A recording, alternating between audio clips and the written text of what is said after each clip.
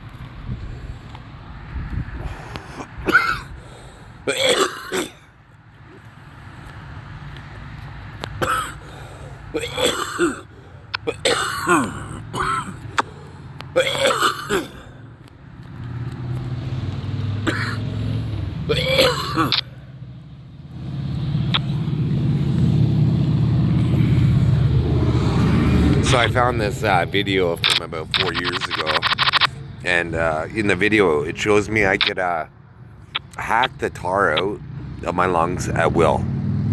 Well, it's like, okay, watch this, I'm gonna hack the tar out, and then it comes out. And but now I can't do that. They figured out a way to hack my body, so I can't hack the tar out.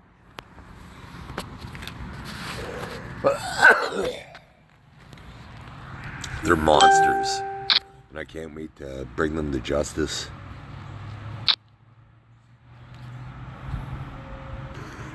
Like, I very rarely simultaneously think that's saying like two words at once. Like, close, open would be as simultaneously thinking and seeing it at the same time, and I rarely do that because it could fool systems. They use it to fool systems because I'm the only person that could do that.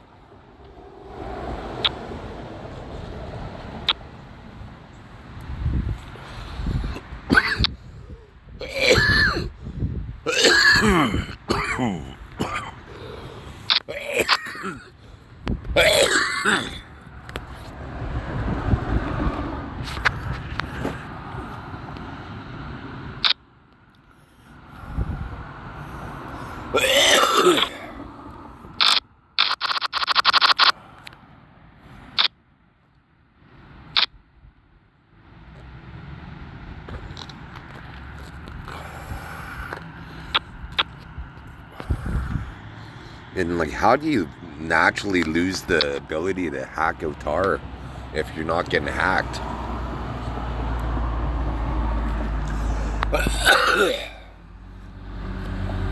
All you have to do is listen to my voice.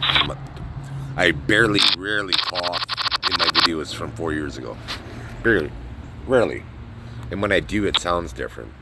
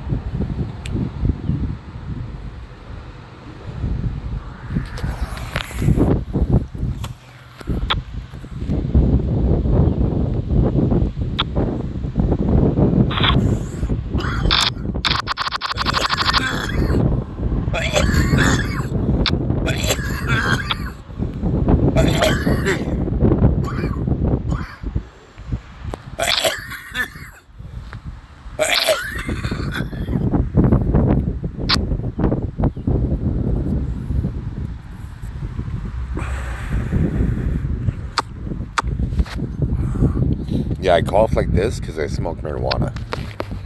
And I never got COVID. Never got sick from COVID at all. Probably the only person on the planet.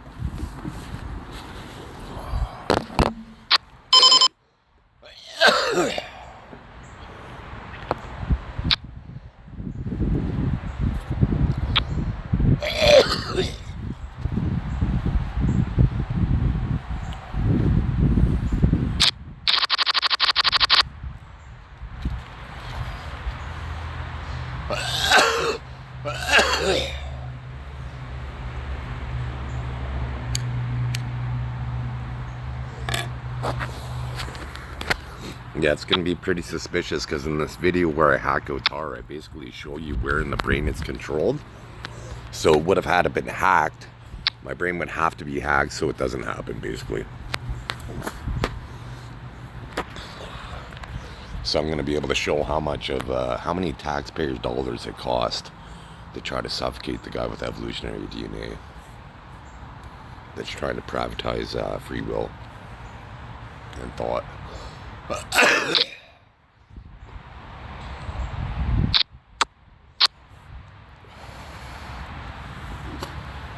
And once people see the context of any story that that they try to set up with,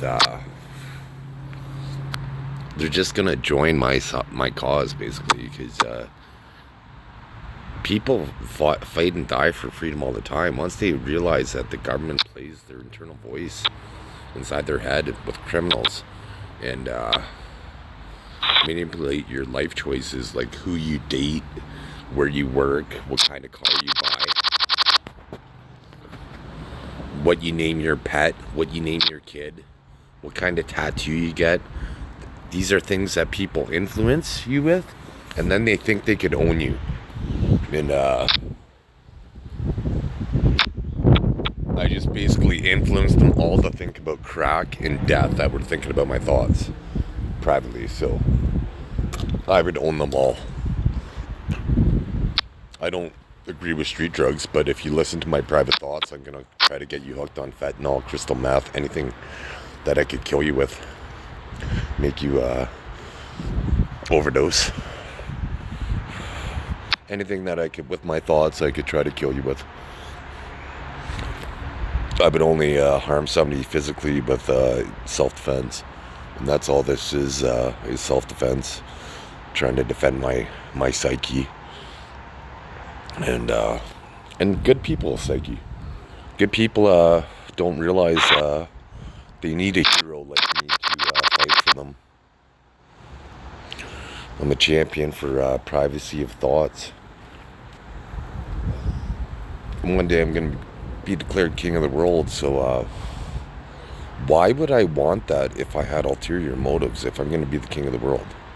If I had ulterior motives, why would I want to privatize thoughts? I'd want to know everything that the populace was doing if I had any nefarious intent. But I don't. I never had any global conquest whatsoever. If I did, I would have joined the military. I did plan on joining the military at 18 to become a fighter pilot so I could become a commercial pilot and see the world.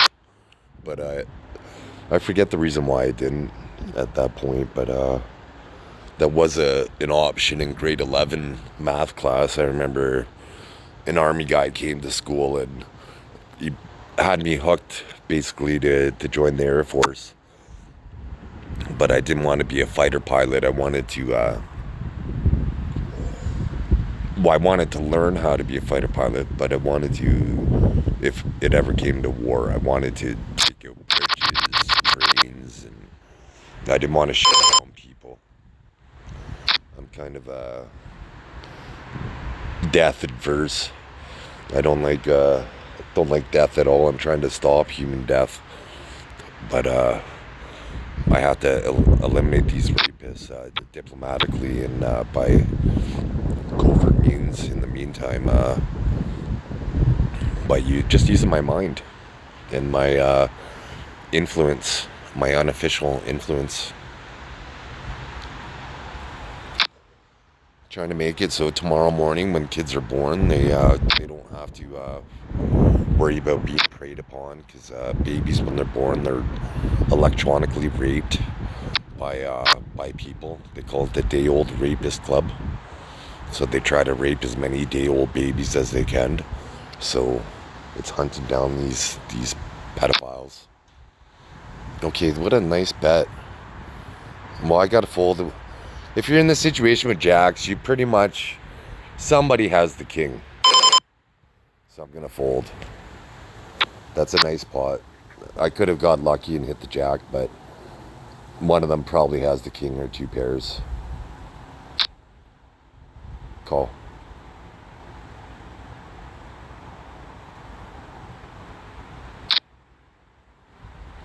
Nobody had the king.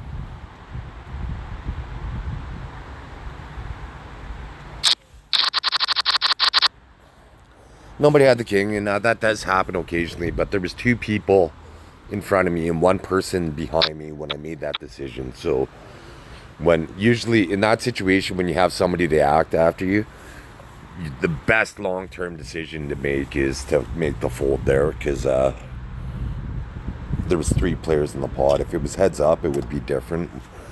The guy could be making a play, but it turned out that two guys were making a play.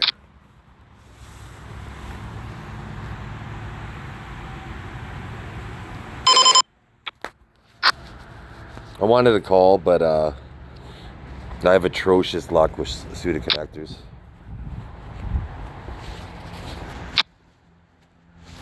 Bum, bum, bum, bum.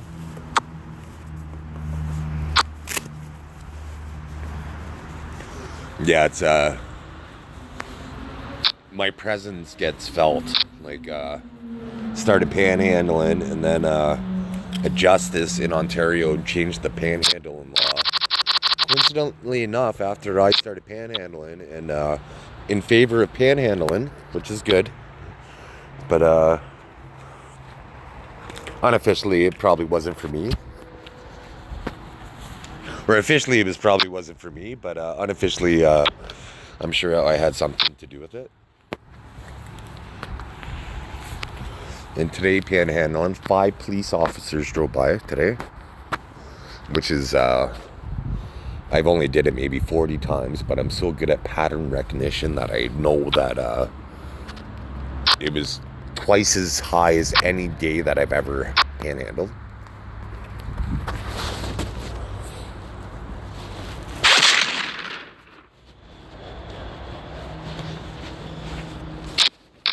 I know that they have subliminal on I showed a video, I posted a video anyways, but if you look at my panhandling sign, it looks like 3 different people wrote the sign because I was hacked in it. I'll show you in a second here.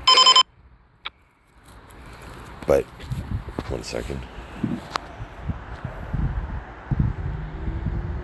And then look at the writing in this one.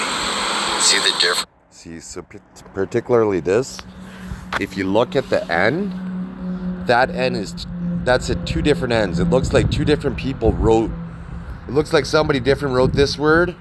I think I wrote this word, somebody else wrote this word for me, and I think I wrote that word for me. That R doesn't quite look like my R though, but I do got really messy writing like that. But it looks like 3 different types of handwriting.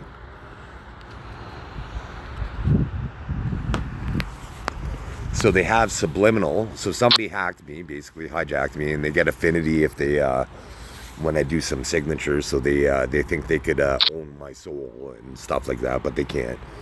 And it's a system that they try to get you to sell your soul, but they manipulate you to a point where until you become complicit and you start playing the switch, you basically didn't sell your soul. You were manipulated into a poor decision. So morally, you would be absolved from some certain things. But once you start playing the switch, and the switch is a system where they could sell a con. They could, like, in the subliminal system, they could say, okay, wherever I step, there's going to be a con. There's going to be a subliminal metric. So as long as I start walking in that path, it's going to sell a particular storyline. And as soon as I step off of that path somewhere else, it deviates away from that storyline. So they need it, in my case, they need to set up a new storyline. They're like, okay, so we went here, and so if I jump from one spot to another, the computer is not expecting it, the storyline's not expecting it. So then the artificial intelligence system takes over and tries to hack.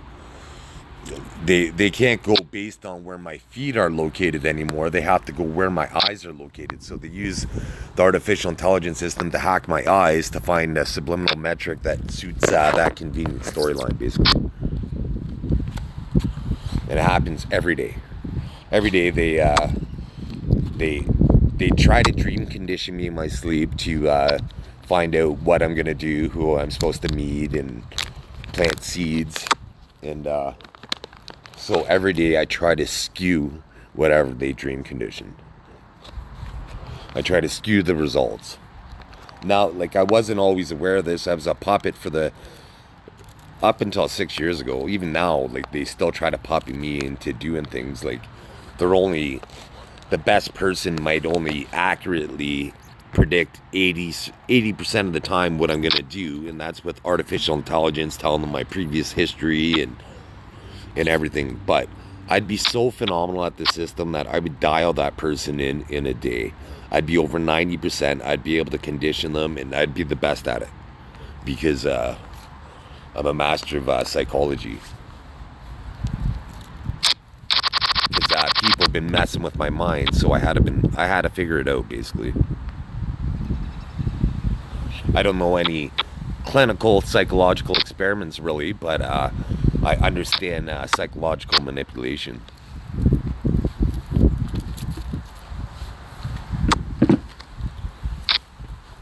And as a kid, I started selling chocolate bars, roses at 6 years old, and chocolate bars around 8 years old, 8 to 10 years old. So I had to be street smart because I had to take money from people. I had to give them correct change, and I had to influence them to buy. I had to basically, it made me become a good salesperson because I had to get them hooked with my spiel and then reel them in to get them to buy the chocolate bar and support the charity. So I was a kid, so I could use my looks as a kid, just being a kid, being a sweet, innocent kid, got you so many sales. But then being the kids that seemed to have physical disabilities, they were the ones that did the best. They did the best. us in our city, street kids, we did okay because we were street smart, but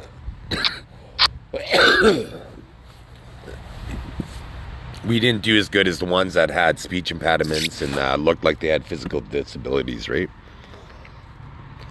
But my parents thought nothing of it, like to bring me to a new city that I'd never been to and let me sell chocolate bars, walking on the streets at 8 to 10 years old, going business to business.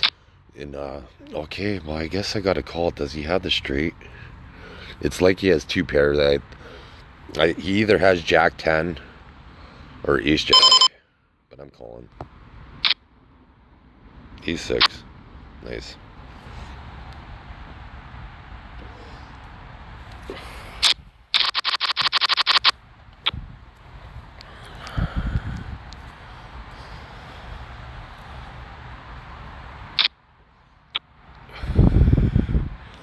Just based on his play, I could tell that he had the ace, but it felt like it was stronger than just an ace.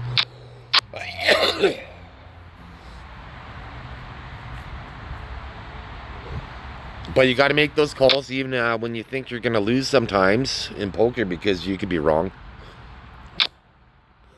If I would have listened to my instinct, I would have been wrong. I would have folded, and then he would have had the chips. But I counteracted my instinct.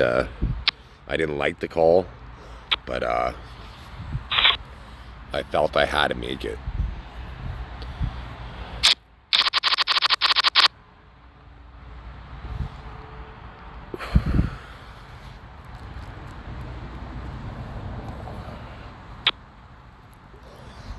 So I sold chocolate bars all throughout Ontario as a kid, and we traveled. We were going to relocate to Alberta, so we sold chocolate bars in Ontario, Manitoba, Saskatchewan, and Alberta. As a kid, it was pretty cool. We'd wake up in new cities and sell chocolate bars. We had a van, so we fell asleep in the van, and there were 6 of us in a van, but we managed.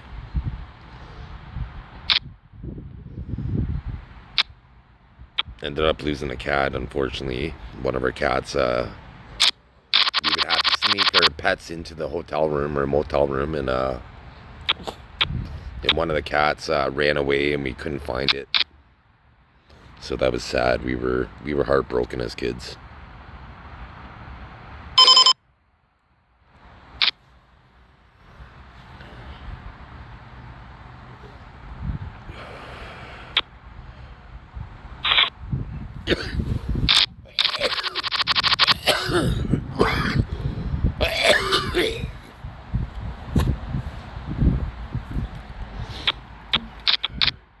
Yeah, it's crazy. I've been looking for a job in 3 cities for over a year now. Can't get a job. I used to get offered jobs while working. I worked at Mr. Sub. I must have got offered a job 5 times in front of the boss. 5 times I must have got offered a job right on the spot. And at a call center job, I got offered a job in Arizona.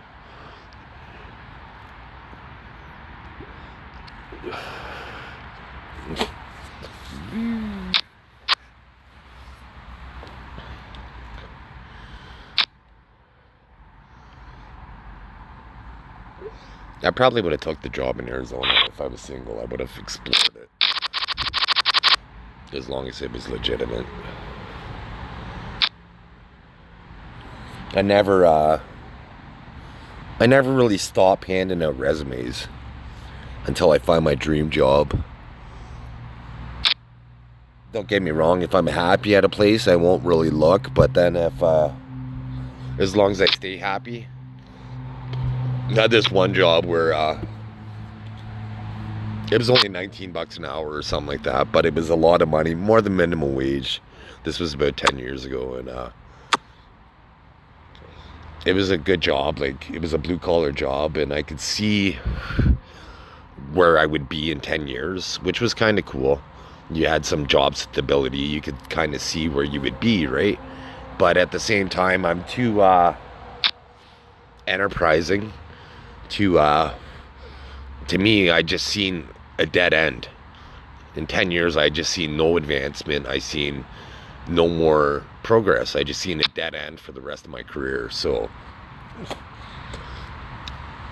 they almost made me go blind at work. So even after I complained to my boss that the light was too intense, they kind of made me, I did everything legally that I'm supposed to, and the WSIB went with the company. But so I got screwed over by WSIB. Luckily my vision restored within 6 weeks. I had to wear one of those eye patches over my eye. Even driving down the highway at nighttime, I had to wear sunglasses because the lights were just too bright. Thought I would never appreciate sunlight again.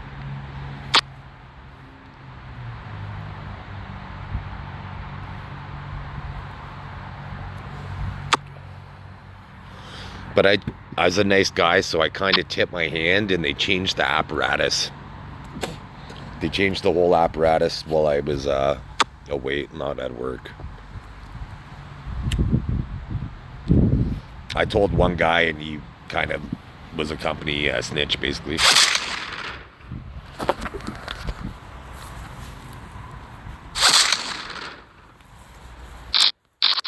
I shouldn't have told him. The guy embezzled from cancer, and too, he was kind of a weasel.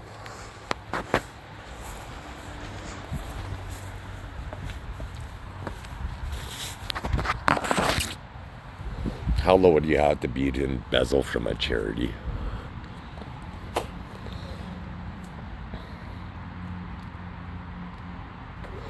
So anyways, it was a pretty good job. I only worked 14 days in the month out of 15 days a month, 12-hour shifts, so that was awesome. So that means some days I'd work 4 days on, I'd be off for 5 days straight. Then I'd work 5 days straight, then I'd be off for 4 days straight. Then I'd work 5 days straight, then I'd be off for 5 days straight. So it went like that. So it allowed me to go on some mini trips, which was nice. You know, I flew to Florida a couple times, California, on my birthday. It was pretty cool. But after I almost went blind there, I lost respect for the company. And then, so every shift, once I got off work, I just started handing out resumes, basically.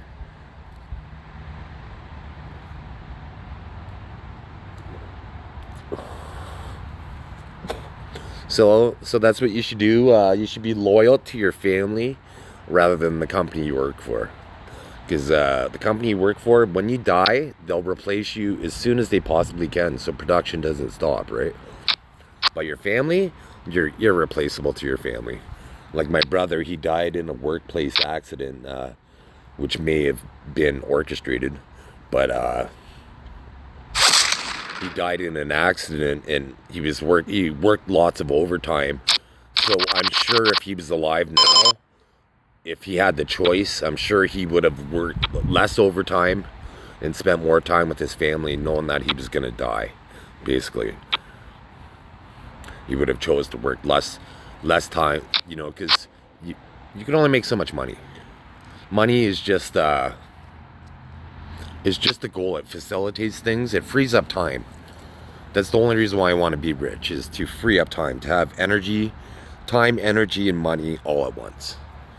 If you do it, if you invest long-term stocks, you can become wealthy when you're in your 60s. But then you have the money and the time, but you don't have the energy anymore. So I'm still young enough. I'm only 46, almost 47, so I could it's not as cool as if I would have been a millionaire in my 20s, right?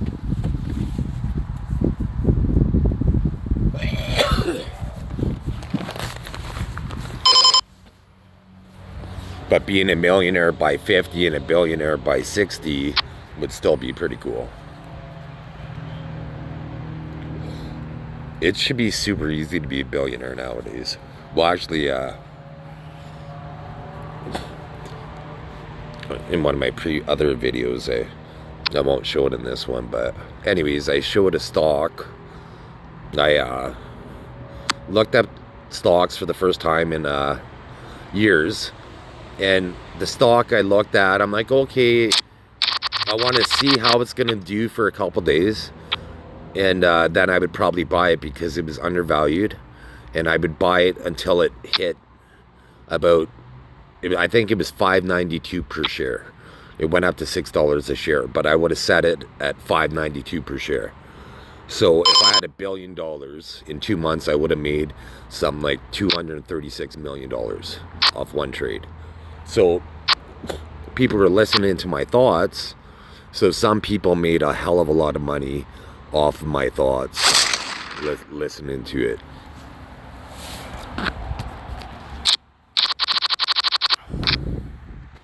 Here, I'll just show you.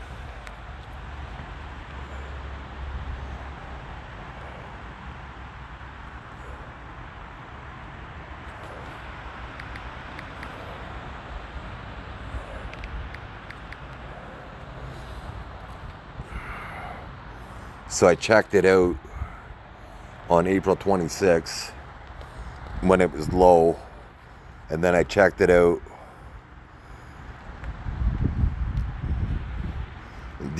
within the last few days, and it went up. And I even predicted that it would go down. So on the 18th, I predicted that it was likely to go down, and it went down on the 19th. I once doubled myself. I doubled my stocks in 16 days. Whereas if you get a mutual fund, you're lucky if it doubles in 8 years, 7, 8 years.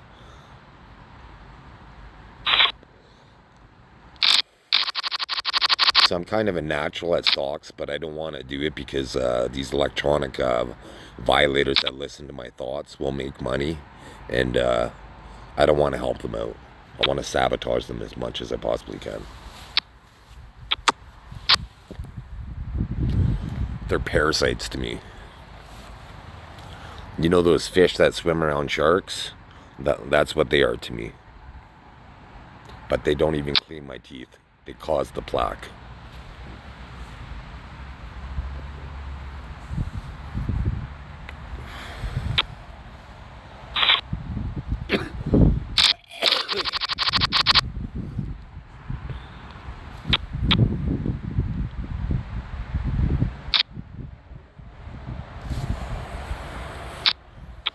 So since you're watching this, you probably you're watching poker, so you like to take a little bit of risk. So if you do invest in long term, like in an index fund, is a guaranteed way historically to make money. Every paycheck, just invest the same amount. If it's $100 a paycheck, invest $100, whether the market's doing high or low. You just invest consistently over long term, and then you're going to gain more money over a 30, 40 year period. You're going to, it depends on how much money you put in, but you'll be wealthier anyways than you would be if you just saved it in your bank account for $100 a paycheck. If you just put in your savings, you're better off to put it in the stock market and in an index fund that invests in the most successful companies in that industry.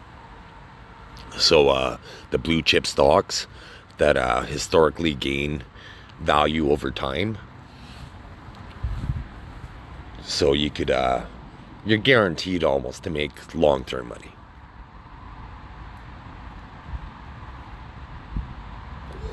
But that being said, that doesn't get you rich overnight. Getting rich overnight, you have to become a day trader.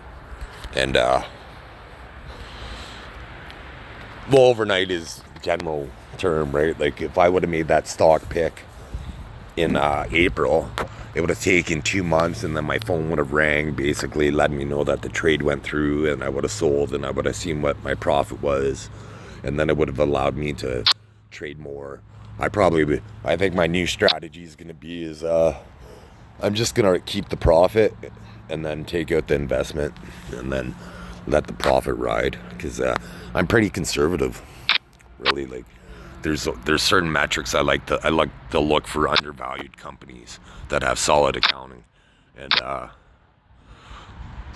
so I don't chase the potential profit margin. I go based on historical results, historical highs, rather than future growth potential. So I'm not as risky, so I'm not as greedy, basically. So if it goes up 120%, I'm cashing most of it out at 95%. So I'm not going to maximize my profit every time, but I'm going to minimize my risk, which is the main thing. He's going to hit a 9. No, he didn't.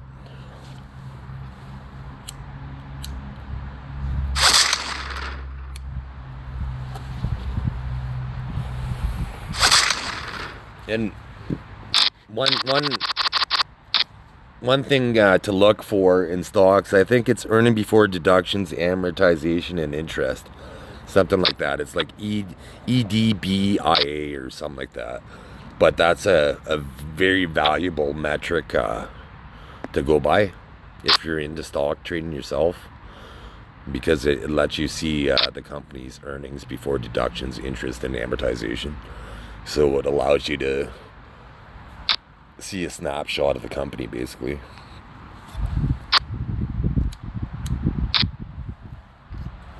So once you see company A's earnings before interest, deductions, and amortization, then you see competitors in the same industry, then you can find out which one's the better stock pick. Even it might not be the more popular brand. You got to go by whoever has the better accounting, basically.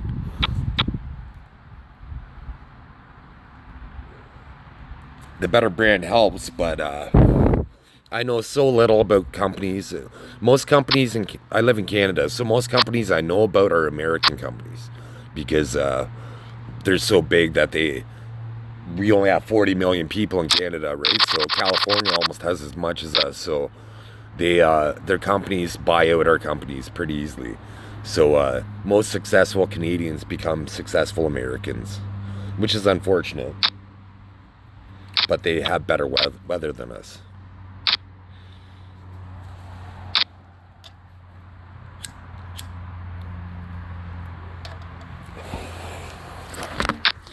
Because the Canadian dream to most people is to be a snowbird, to get some property in Florida or somewhere in the South, California, Arizona, Texas, somewhere like that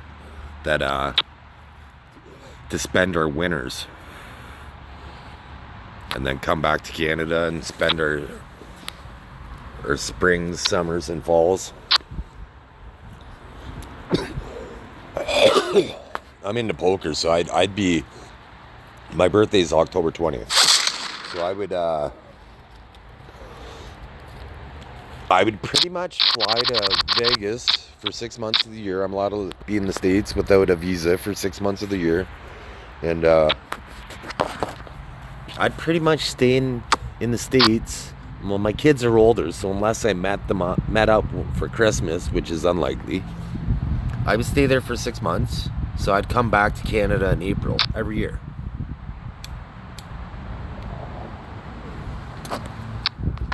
Well, I was broke until I got my worldly possessions.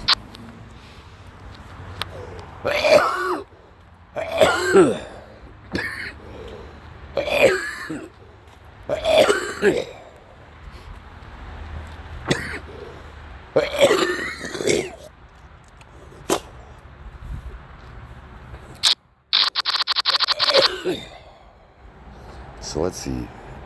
Okay, so there's 2 minutes left in late registration, so this is a play money tournament, so it really doesn't start getting competitive until late registration ends. Because, like, is that guy sitting out? Because in play money tournaments, even $1 tournaments, you see people sitting out sometimes. which is easy money. You know they're never gonna resist. You could always steal if there's two people sitting out in the pot. Sometimes it's an easy pot to take.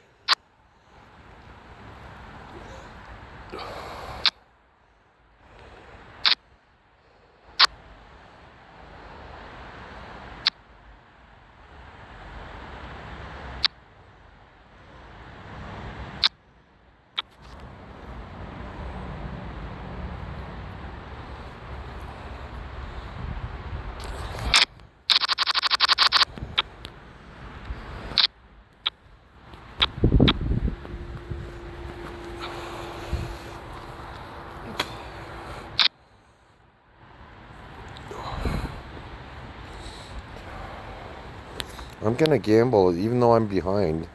Hopefully, I'm about a 45%. My odds are 45%. 70%, nice. But I'll lose. I didn't lose. Nice.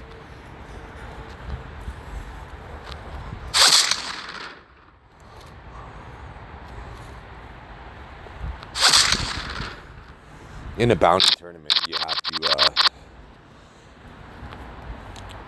You don't have to. Some people just never go for bounties with big stacks, and I don't know why. I get lots of bounties. Like this is. I won't this tournament since I started late, but in a good tournament, if I finish at the final table in a 50K bounty tournament, I might end up with 20 bounties.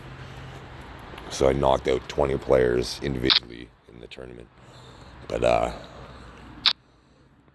it's because when I'm up, if I have them covered, I'm liberal. I'll call with the King 7 all in because they could have sixes. They could have garbage, or like that guy had. He had King 8, right? So if everybody always went all in with legitimate hands, then I would get punished, but they don't. So I do fairly well, actually.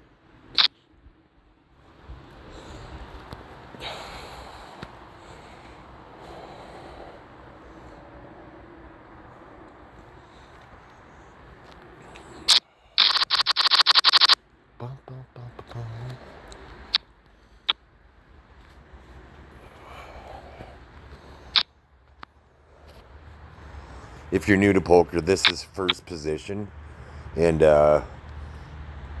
it's the worst position in poker because everybody reacts after you. So you have to. It's a good position to trap when you do make a hand because you're first to act, so you could trap and then you could check raise. So it's good to do, and it's a good bluff to do sometimes too. Because people respect raises from early position more than they respect raises from late position.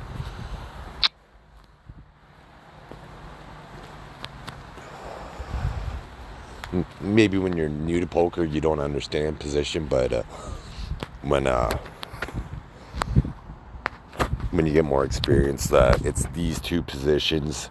That's the hijack, and there's the button, and this is the button -1. I think it's cut off or something like that they call it. It's been a while since I watched poker, but those three positions basically in a 9-handed game are suspicious when they bet.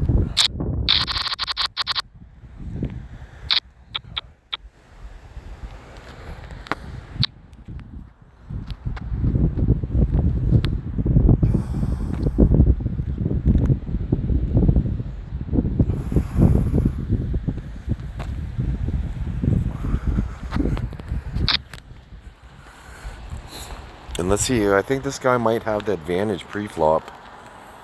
I'm gonna fold.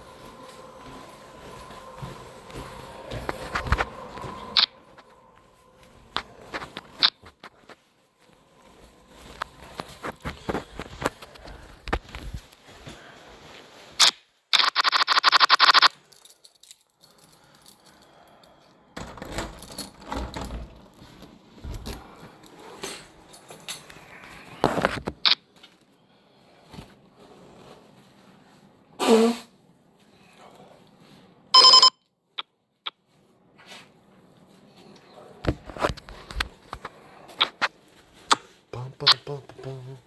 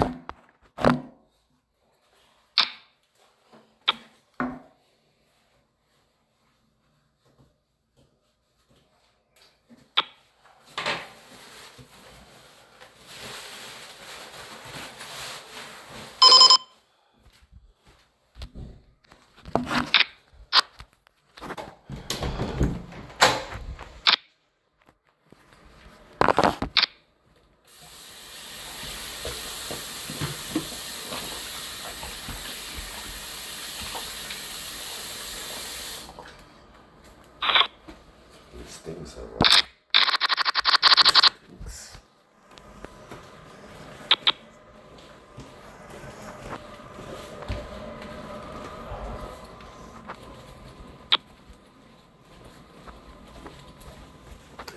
Pum, pum, pum.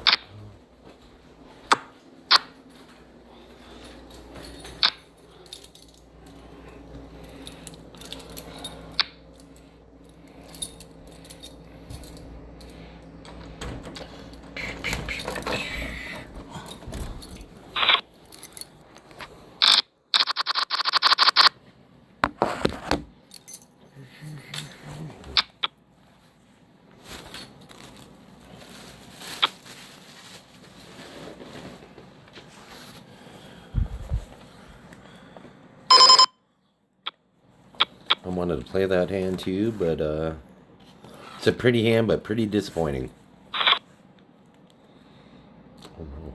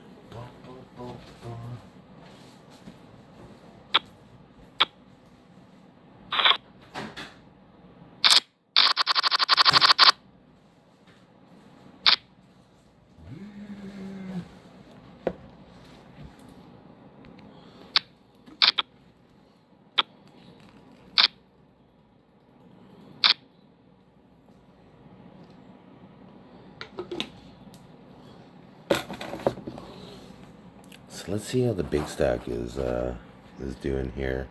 They're to my left, so that's it's not advantageous, but I could double up a couple times for them.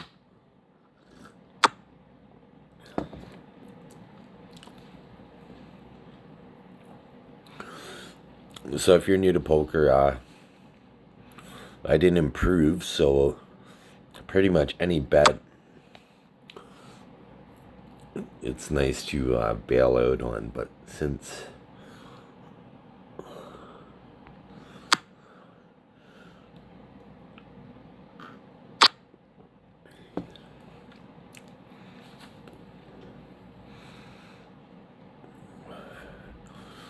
so I probably should have made a bet on the flop. I was going to, but so now I'm gonna see. I guess not, because I would only have it out if a spade came, then a potential flush. So I'm gonna fold.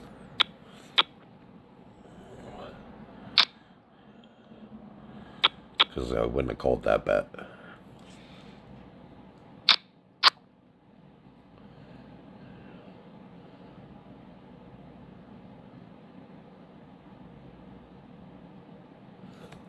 What did the big stack make a move with? I'm pressing here. You can see ace 10.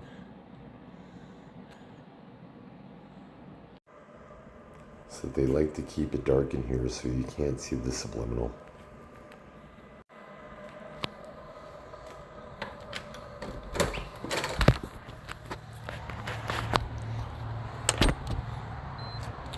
I'm a James Cook descendant, and I knew before I even moved in that I was going to be accepted to this place because it was right by Cook Street. I knew 100% of the time. I was 100% certain that I was going to take this place and that they would accept me because they were probably one of the enemy combatants, but they were most likely trying to help the king restoration. They're supposed to anyways. Some of these families have been privy to this information only for my king's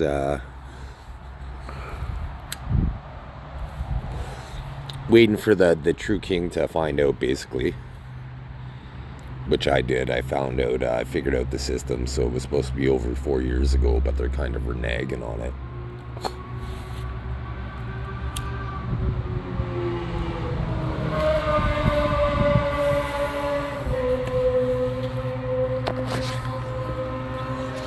There's 3 different times that the police approached me. Either knew where I lived, I've been walking down the street with the hoodie on, approached me by name, and when there's no when I don't have a criminal record, there's no reason for them to know my name.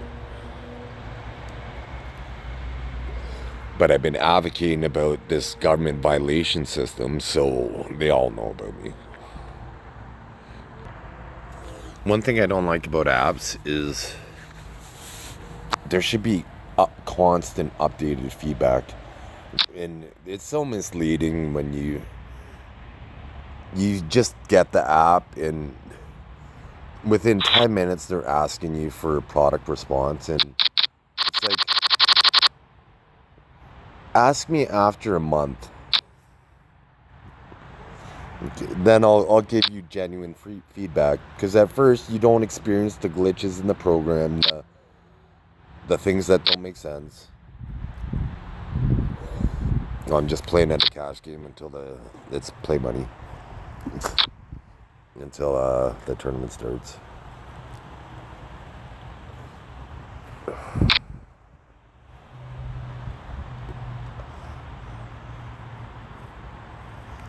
One thing I don't like about this app, it's a real money app, so they don't have anybody. There's no chat team. They should have a chat team, because they're making money hand over fist, so they could employ somebody, several people. They wouldn't even need that many people to handle the chats, and so they could address cashing out, basically, and problems with the game.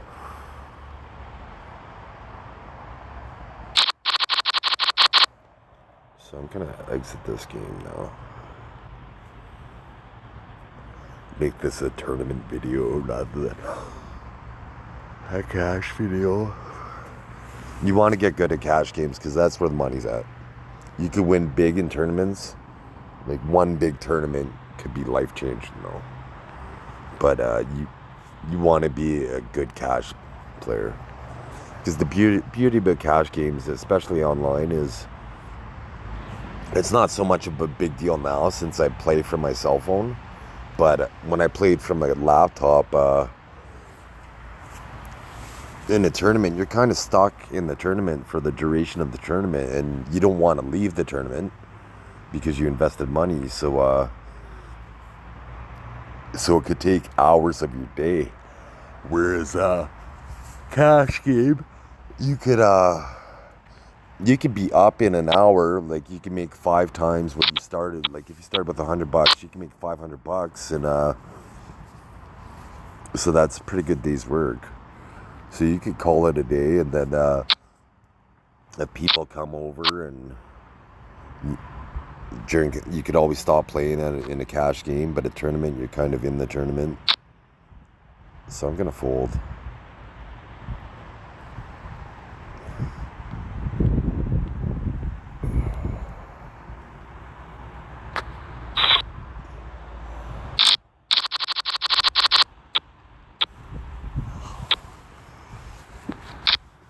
Ace Queen's a pretty disappointing hand. There was a potential full house, 4 of a kind, full house, flush, and I only had a queen kicker. Even though he likely only had ace, I probably had him beat, but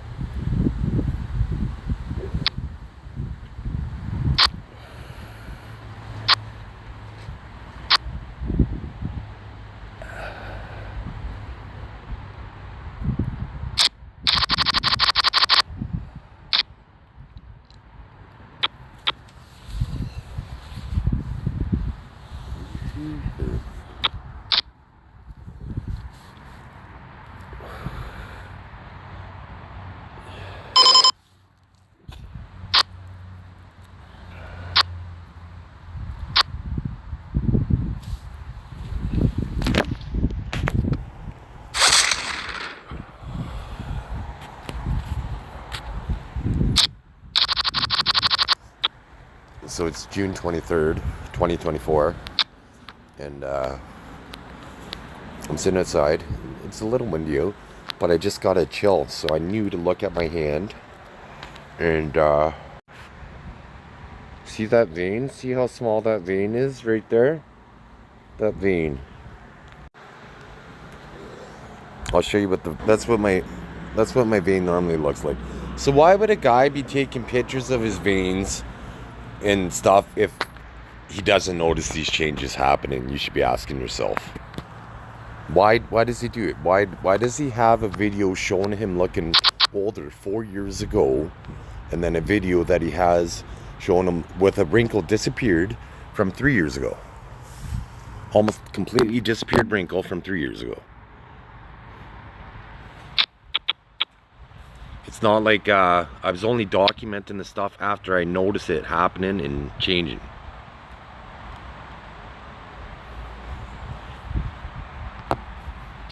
Good luck to me, I'm gonna lose.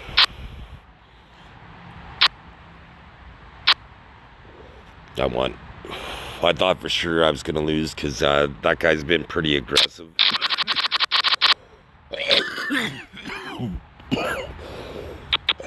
And usually when I call when they're aggressive, I end up losing to them.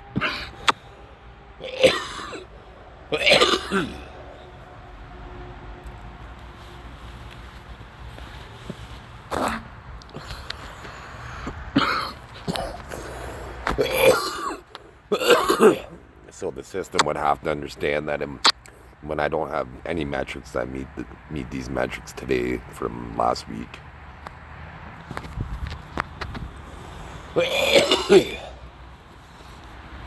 Because people have so many ulterior motives in that they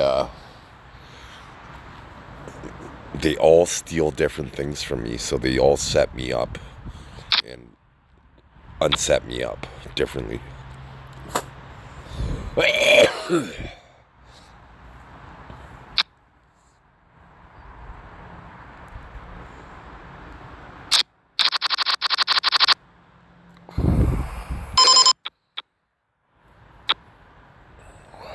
This guy's gonna make a move.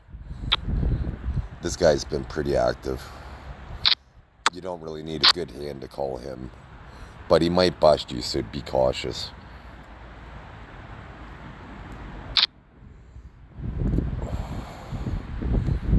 Jam.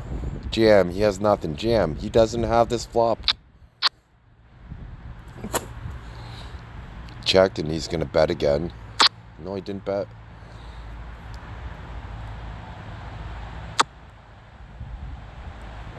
Let's see what garbage he had. Well, I knew he missed it. That's why I said jam. E6.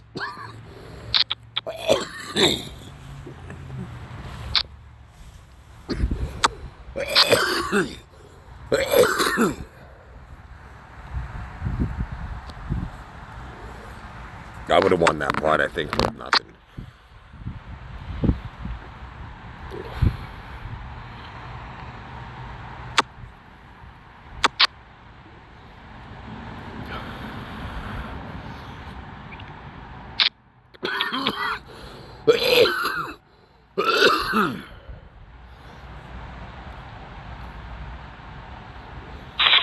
Nice.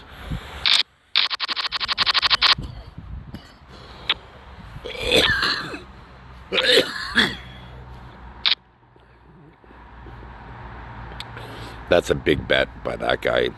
A third of his stack.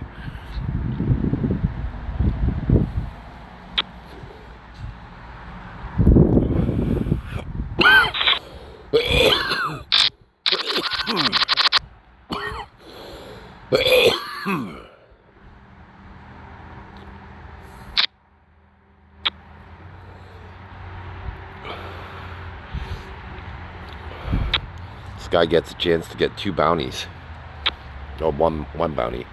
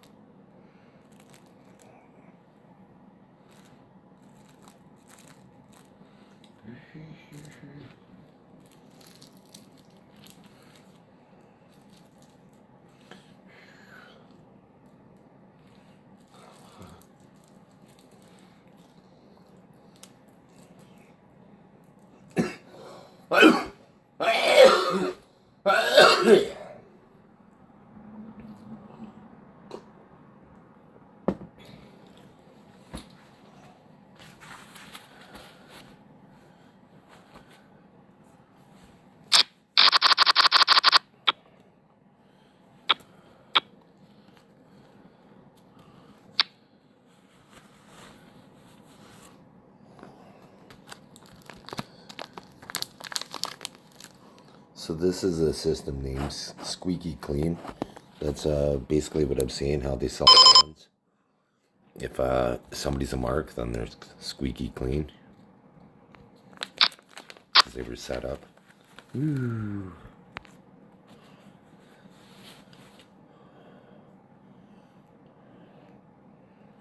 He's betting most likely.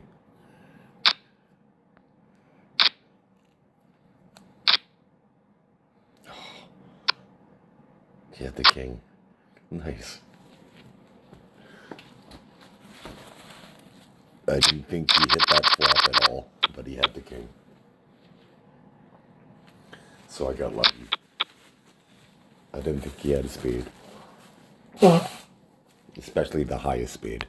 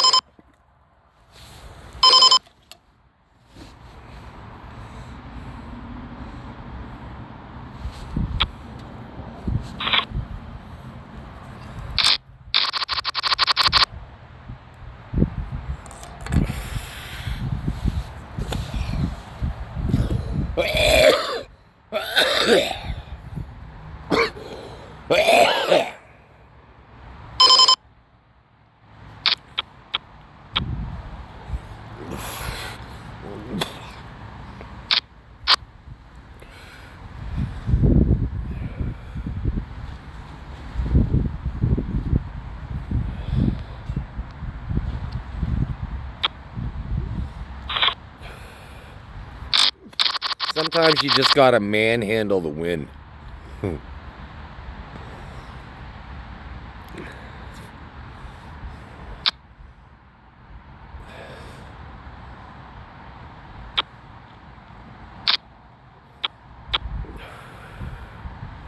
Let's see how Big Stack plays here.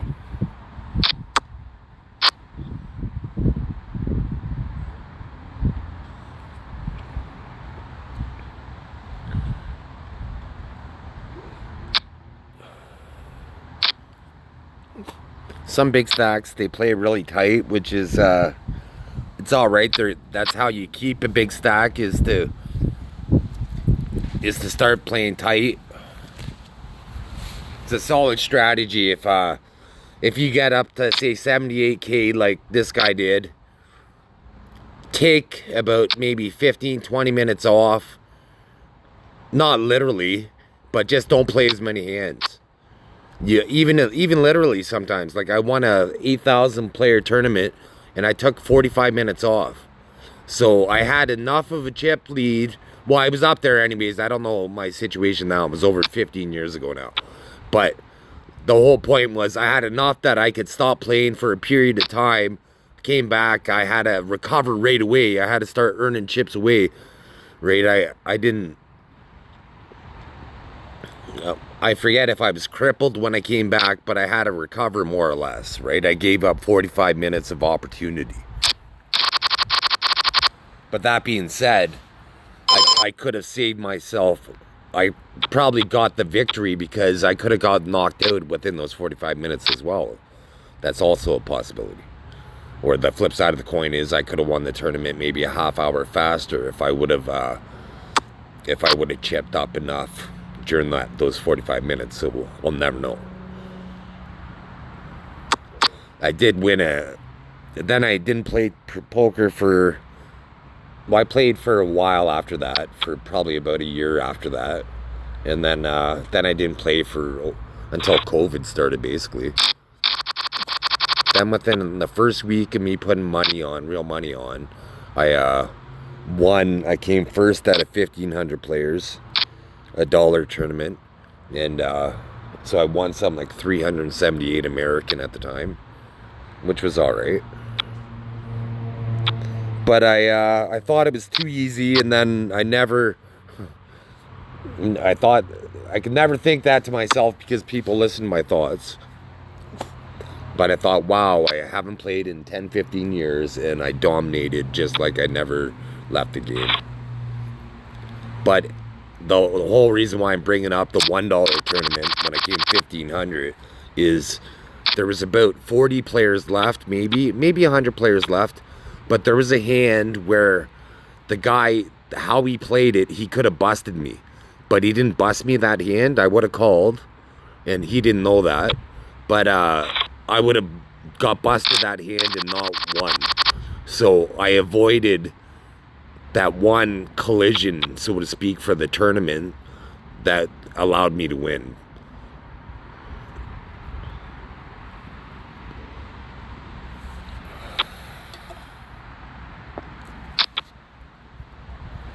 So every tournament that I play and lose, I'm probably the one hand that I end up losing. If I win that one, I probably would go on to win the tournament. Almost always, because usually I'm not super short stacked in that scenario. Usually I have lots of chips when I get busted, so I'm kind of playing for first at that point. That hand, I'm going for first place, not a podium finish. I'm playing to get enough chips so I could run the table afterwards.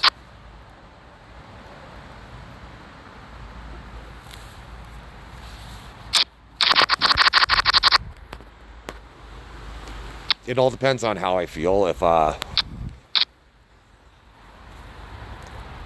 last time I was playing a bounty tournament for play money, I was at the final table, and I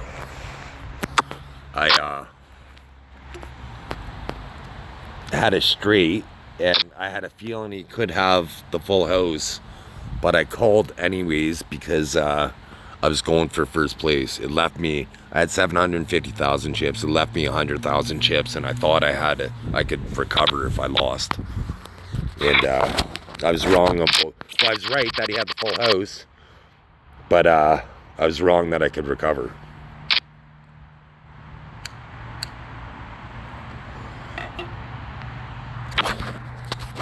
So that being said, I don't know if I'd make the more prudent fold next time in that scenario. Because, like, he could have been making a move. Like, people were making great moves. Like, let's see how many players there are. There's 1,400 players, so... And there's only 214 of us left. So once it gets in the top 100 and then top 50... when there's over 1,000 entries, people start getting pretty good. Because they've been playing for several hours. And you can get lucky, don't get me wrong. You could run lucky and win a tournament, but it's hard to. You have to make skillful plays.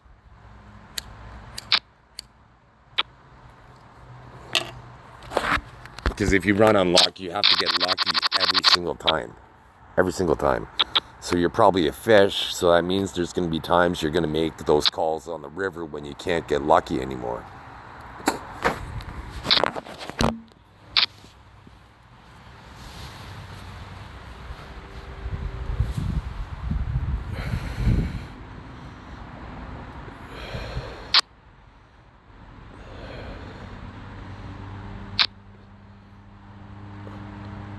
So it's pretty much, there's a couple people I could get bounties from, but I got to improve my, got to start chipping up because I'm one of the shorter chip stacks at the table.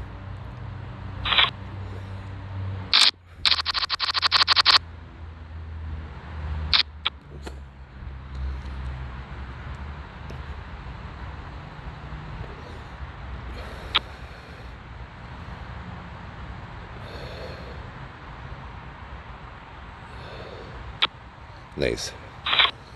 When you're under the gun, the position I was there, I did that move specifically to try to steal the blinds, to cover the blinds this round for me. So I don't have to worry about the next two hands. I could fold and I covered them, so I don't have to, it's not like I'm going to be depleted. Even if I fold both of them, I'm in the exact same situation. Because now I'm likely to fold because it's a 3K bet. Let's see, how much did I win? Well, I won 3,500. So, and it only cost me 1,500 to fold both hands. So I'm up 2K doing that one move. You can't do it all the time. You'll be predictable. But you gotta, like, especially when the blinds they're 1,000 now, you gotta routinely try to steal blinds. You can't do it every round, but you gotta routinely try to steal blinds so you could cover that round so when you get unlucky. And now is when you gotta start paying attention to people that are stealing blinds and start defending your blinds more. At the beginning of the tournament, I don't really concentrate on who steal my blinds. Like, I'll pay attention because for once it gets more expensive, then I'm going to pick them off. I'm going to see who's developing a tendency to steal my blinds when the blinds are cheap. And then if they're still in the tournament later on, I'm going to punish them for it.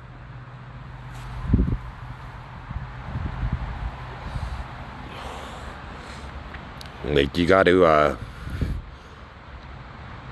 lose a couple small battles to win the war sometimes in poker, to figure out their strategy. So that's a cool feeling when you're in the money, but it's only play money. But in real money tournaments, you look forward to that moment.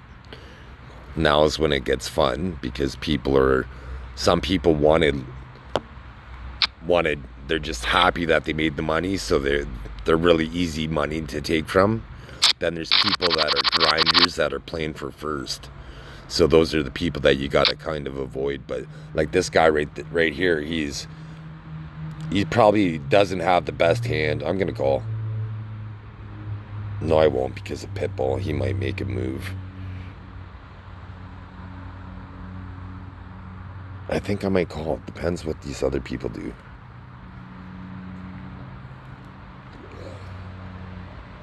Because I think he might have some like ace-6. I'm not going to call. Because there's more people in the pot now. So the short stack has to get lucky. And if he does, he's right back in it.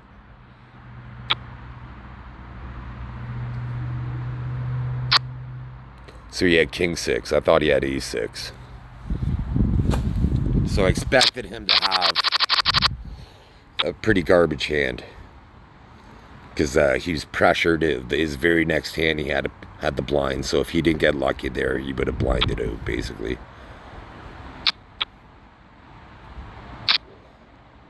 If he jams, that's no good.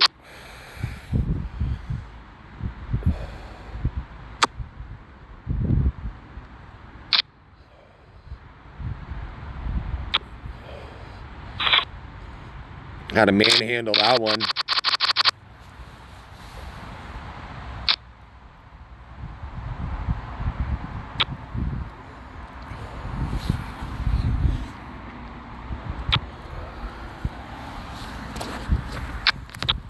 So at this point in the tournament, people are more serious because they've been playing for a couple hours. So you don't invest a couple hours and give up. But at the same time, it's only play money, so things come up, and I guess it's 10:30 at night time, so most people don't have stuff to do. But if it's later on in the day, you see like this guy blinded out, so he's just trying to get more play money. He's not really concerned about winning. It appears he could come back at any point and start playing. You never know.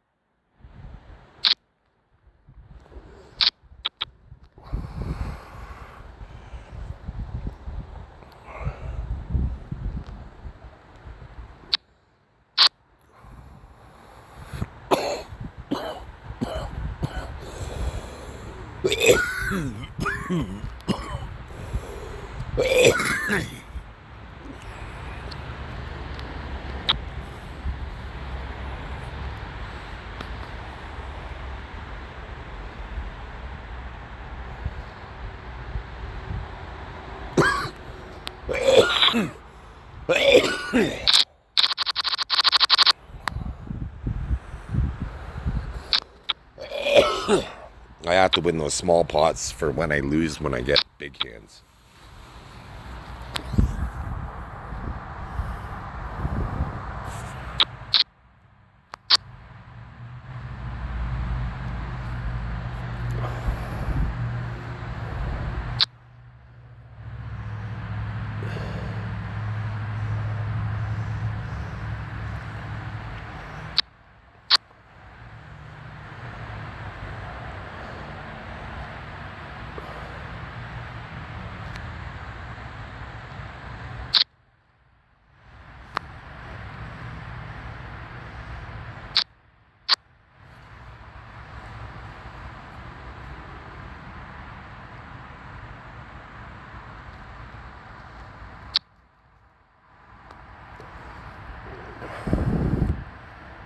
Nice.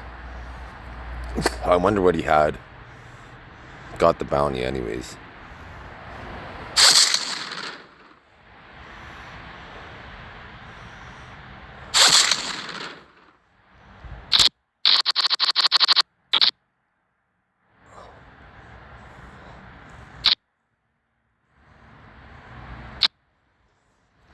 This is the second best scenario when you're big blind and you get a crappy hand. The best case scenario is when they all fold to you and you get the walk, but when they don't raise and you get to see a flop with 3-10 suited, it's kind of the second best scenario. You never hit your 3-10, but at least you get to see the flop.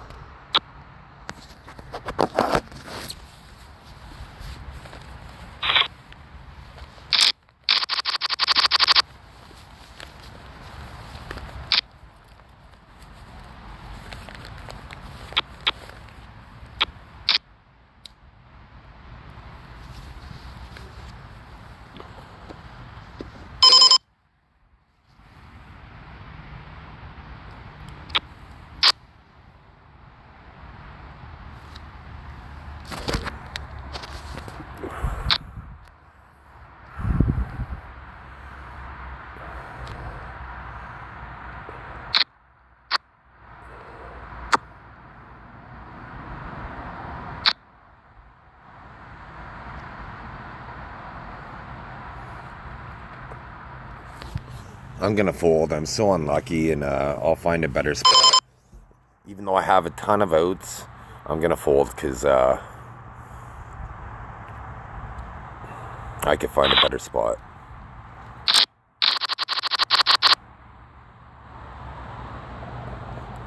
Because I had like half the deck that I could have hit there, but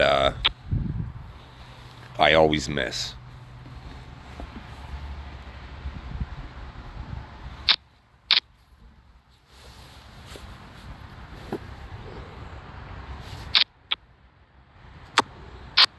And it's not like if I wasn't winning pots, I'm winning when I have like 7-3 or whatever. So I'm winning those pots. So why would I risk it all on a draw?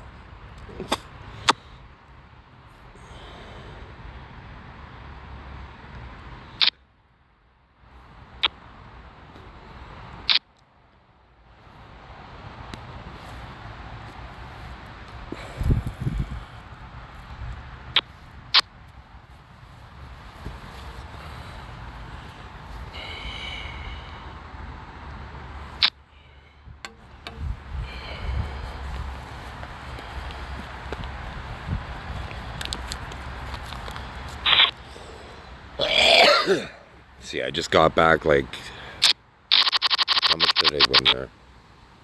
So I won 12K that pot without risking anything, really. So I know holes in my game that I'm just gonna, because of the rig, I have to stop taking chances. Because normally I would have gambled. They would have left me 8K, so I could have possibly rebounded and got a big bounty and been one of the chip leaders. But I'm so unlucky that I'd rather grind them down.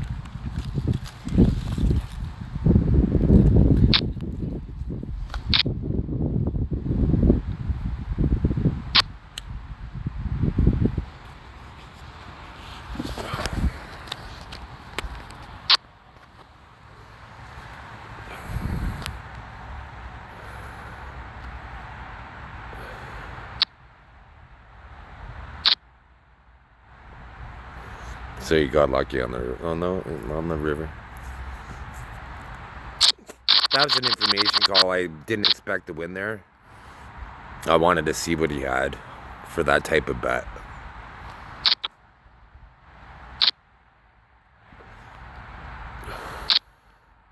But he could have made a pair of eights with that bet as well, so.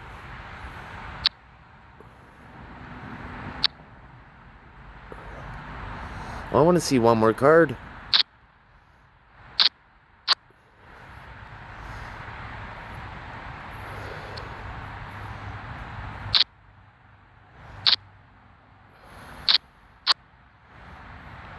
I didn't get lucky. Had the flush, the gut shot. It would have been a nice curveball hand if I would have got, especially the straight. The straight would have been hard to see. The flush, I almost certainly would have got double. I could have got paid off. Nobody would have seen the flush coming, most likely. But the straight would have been a complete sucker punch to the table. They would have probably could have got at least 20K. I might not have doubled up, but probably could have got 20K out of two callers.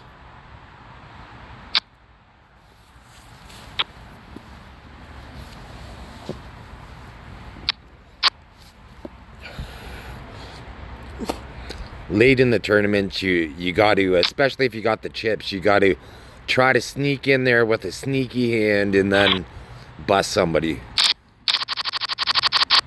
Because eventually it goes to a point where everybody's so good that they're only playing premium hands that you could grind the table down.